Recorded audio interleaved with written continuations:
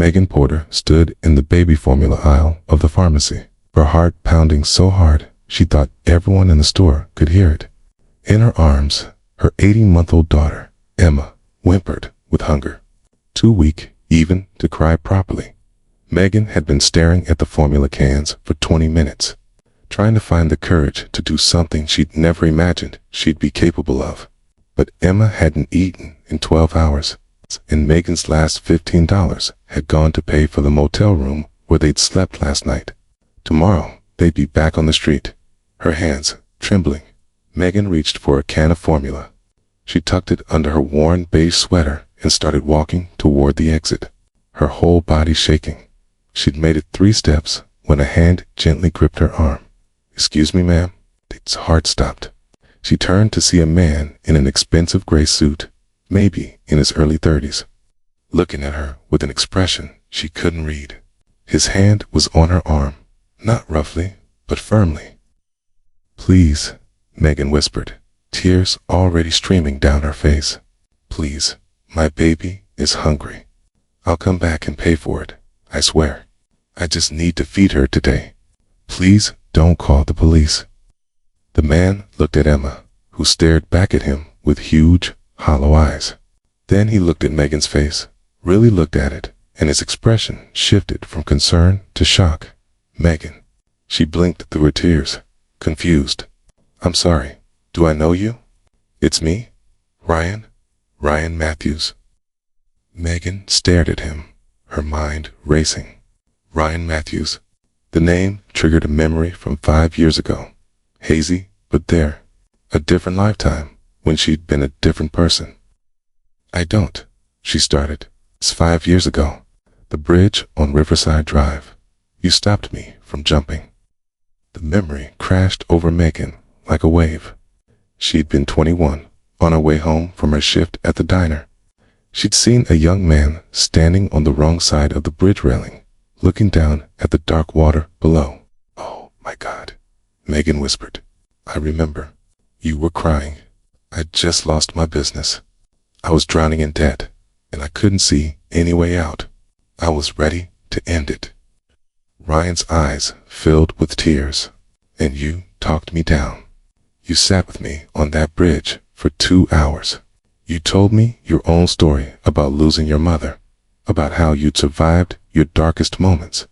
You gave me hope when I had none," Megan remembered. She'd called in sick to work that night, stayed with this stranger, made sure he was safe before she left. She'd never seen him again. "You saved my life, Megan. I never forgot your name, never forgot your face. I looked for you afterward, wanted to thank you properly, but I couldn't find you. I moved," Megan said quietly. "Got married, had Emma, then everything fell apart." Ryan looked at the formula can still tucked under her sweater, at her torn jeans and desperate eyes, at Emma's pale face. "What happened?" Megan felt her defenses crumble. "My husband left when Emma was 3 months old. I lost my job because I couldn't afford childcare. We lost our apartment. I've been trying to find work, but no one will hire someone with no address. We've been staying in shelters when we can, on the street when we can't, and you were going to steal formula to feed your daughter."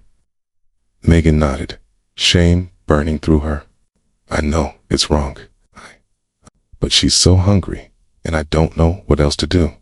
Ryan was quiet for a long moment. Then he gently took the formula can from her hands. "Come with me." Megan's heart sank. He was going to turn her in after all. "Please, I'm not calling the police, Megan. I'm buying you groceries." For the next hour, Ryan filled a shopping cart with everything Megan and Emma needed. Formula, diapers, baby food, clothes, blankets. Megan tried to stop him, tried to tell him it was too much, but he wouldn't hear it. "You saved my life," he said, simply. "Let me help save yours." At the checkout, the total came to over $400. Ryan paid without hesitation. Then he loaded everything into his car and turned to Megan. "Where are you staying tonight?" Megan looked down. "I don't know yet." "Then you're coming with me." "Ryan, I can't." "You can, and you will." I have a guest house that's sitting empty. You and Emma will stay there while we figure out a real plan." Megan started crying again, but this time from relief and gratitude. "Why are you doing this?" Ryan looked at her seriously. 5 years ago, I was standing on a bridge, ready to die.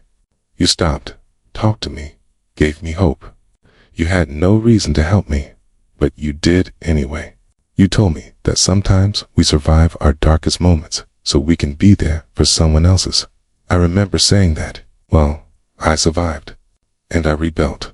That business, I'd lost. I started over, did things differently. Now, I run one of the fastest growing tech companies in the state. I have resources, Megan, and I've never forgotten what you did for me. This is my chance to be there for your darkest moment." The guest house was small, but clean and warm, with a real bed and a kitchen and everything Megan hadn't had in months. Emma ate hungrily, and for the first time in weeks, Megan felt like she could breathe. Over the following weeks, Ryan helped Megan rebuild her life. He connected her with job placement services, helped her get childcare for Emma, provided references when she needed them. Within a month, she had a job as an administrative assistant at a marketing firm. Within 3 months, she had her own apartment. But more than the practical help, Ryan gave Megan back her dignity.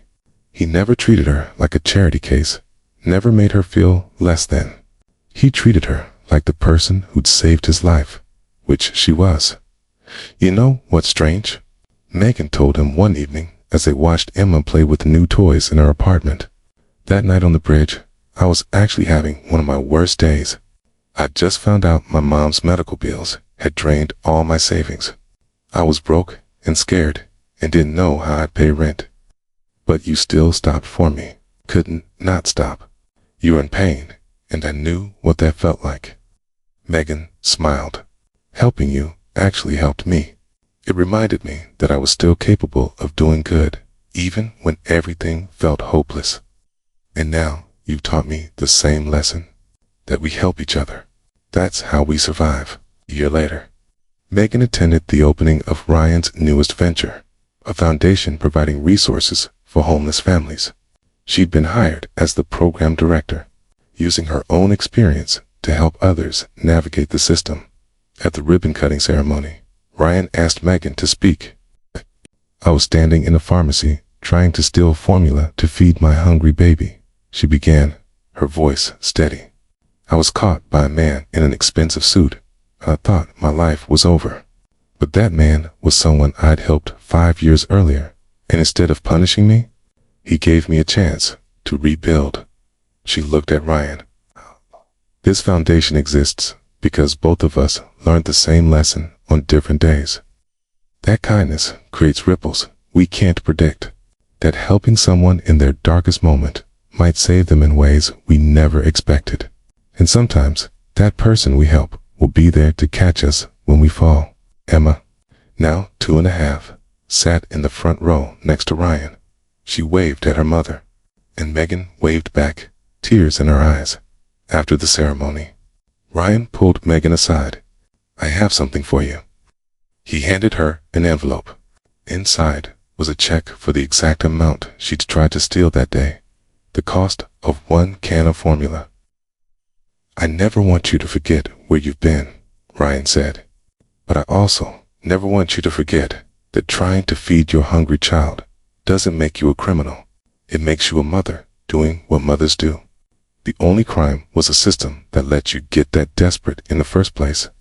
Megan hugged him, this man who'd turned her worst moment into a new beginning. "We saved each other, we did. And now we get to help save others." Sometimes the person you help in their darkest hour becomes the person who helps you in yours. Sometimes a moment of compassion on a bridge leads to a moment of grace in a pharmacy aisle. And sometimes the formula you try to steal to feed your baby becomes the formula for changing everything. If this story touched your heart, please like and share it with someone who needs hope today. Subscribe for more stories about the circle of kindness and second chances. Leave a comment about a time when helping someone came back to you in unexpected ways. Your stories inspire us all.